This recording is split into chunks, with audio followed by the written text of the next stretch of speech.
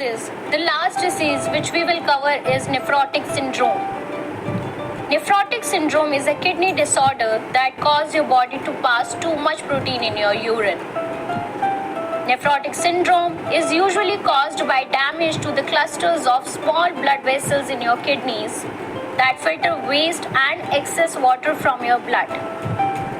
The condition causes swelling, particularly in your feet and ankles, and increase the risk of other health problems. Now, let's talk about symptoms of nephrotic syndrome. Severe swelling, that is edema, particularly around your eyes and in your ankles and feet. Foamy urine, a result of excessive protein in your urine. Weight gain due to fluid retention. Fatigue and loss of appetite. Dietitian must check the reports of the client such as urine test. A urine analysis can reveal abnormalities in your urine such as large amount of proteins. Client might be asked to collect urine samples over 24 hours.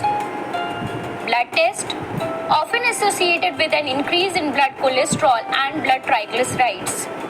The creatinine and urea nitrogen levels in the blood also might be measured to assess your overall kidney function.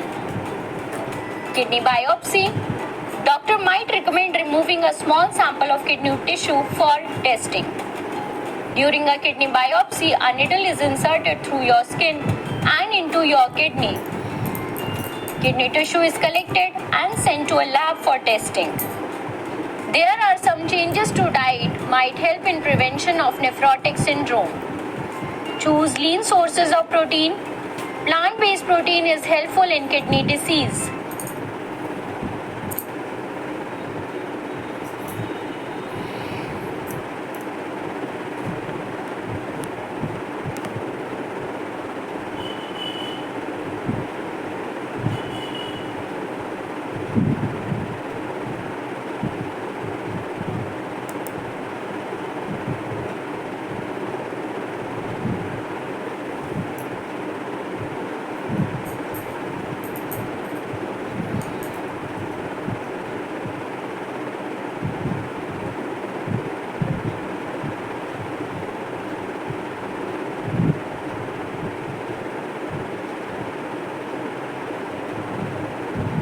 How much mg of protein is recommended in nephrotic syndrome?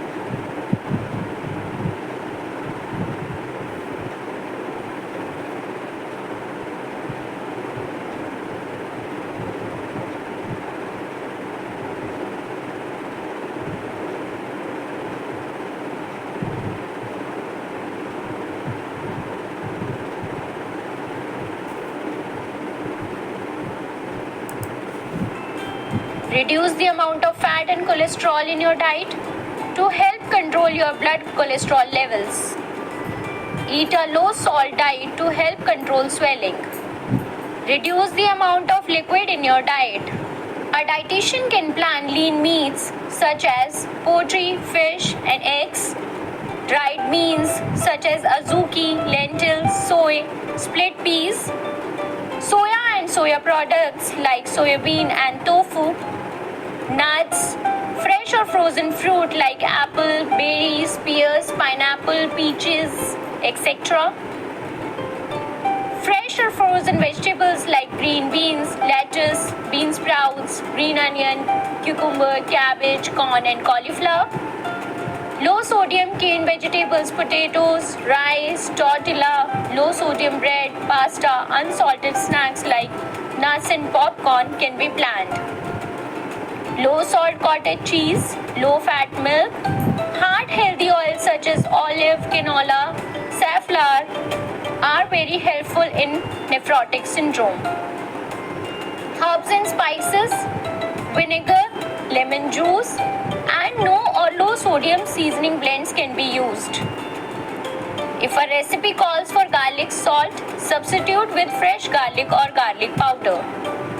Foods to avoid on a nephrotic syndrome diet is cheese, high sodium or processed meats, sausages, frozen dinners, canned meats or fish, dried or canned soups, pickled vegetables, salmon, salted potato chips, popcorn and nuts are complete no-no.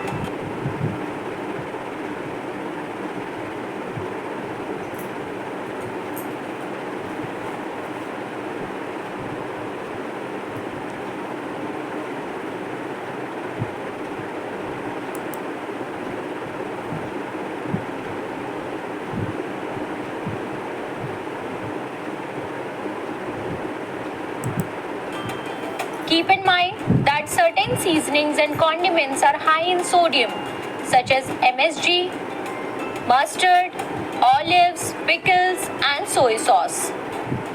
High-fat foods such as fried food, excess oil, mayonnaise. If a food item has less than 140 mg of sodium per serving, it is considered as a low-sodium food.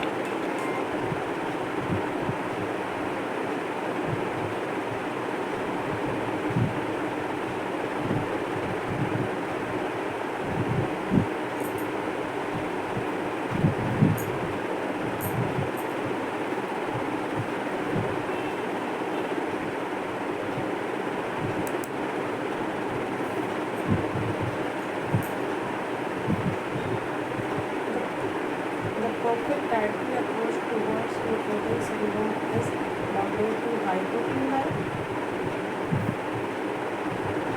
According to NCBI, high protein.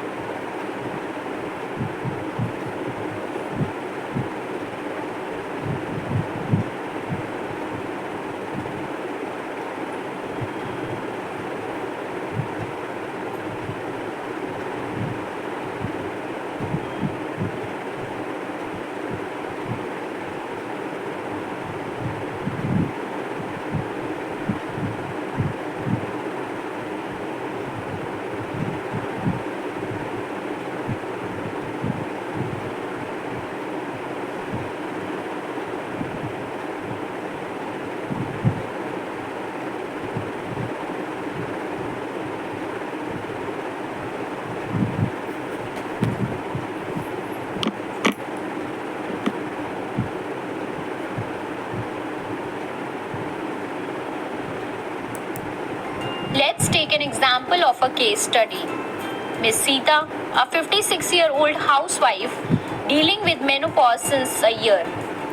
She met her doctor following a recent onset of lower abdominal pain and dark orange urine. The doctor suggested urine tests and ultrasonography. After investigation, she was diagnosed with urinary tract infection. What would be the POA in this case?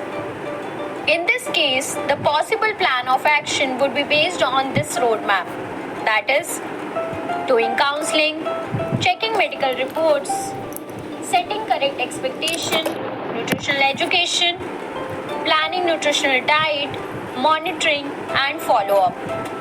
Counseling, make sure to take thorough history if client is a previous known case of UTI.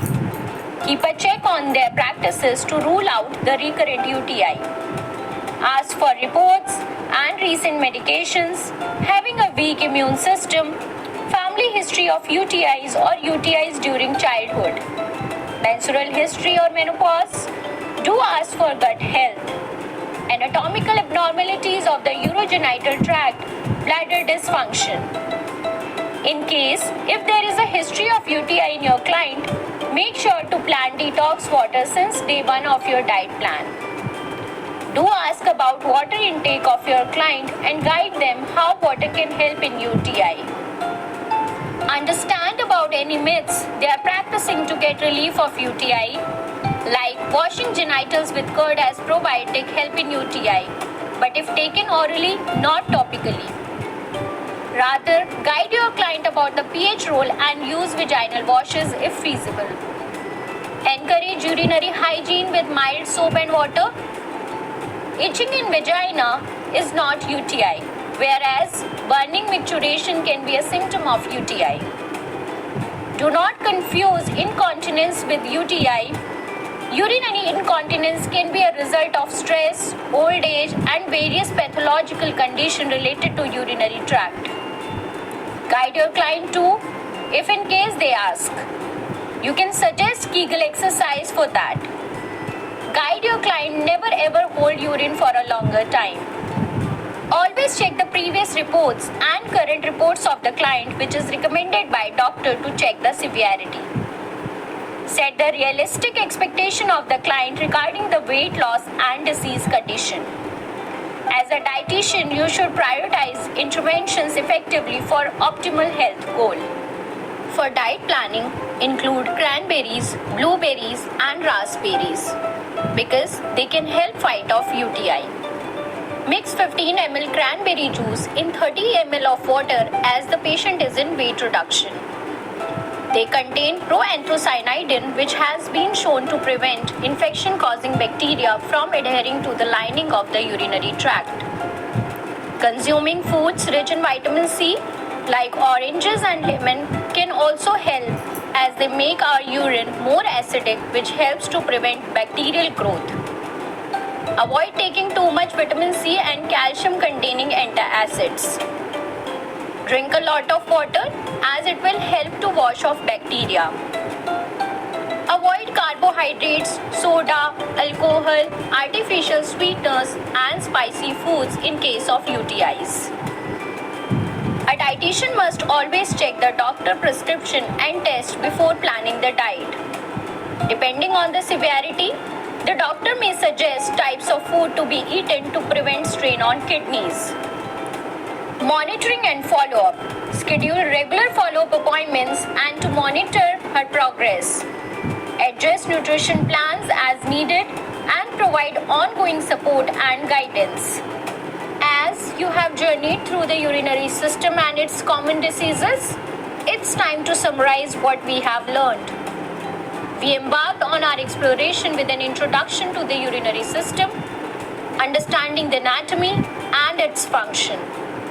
From there, we delved into the nitty-gritty of urinary tract infections, kidney stones, and nephrotic syndrome, followed by an in-depth look at chronic kidney disease. Each of these conditions has unique symptoms and stages which we have examined in detail. We also learned how dietitians play a crucial role in managing these conditions. They use diagnostic screenings to identify diseases and then create dietary plans to help manage symptoms and slow disease progression. So we have done with urinary system. If you have any doubt,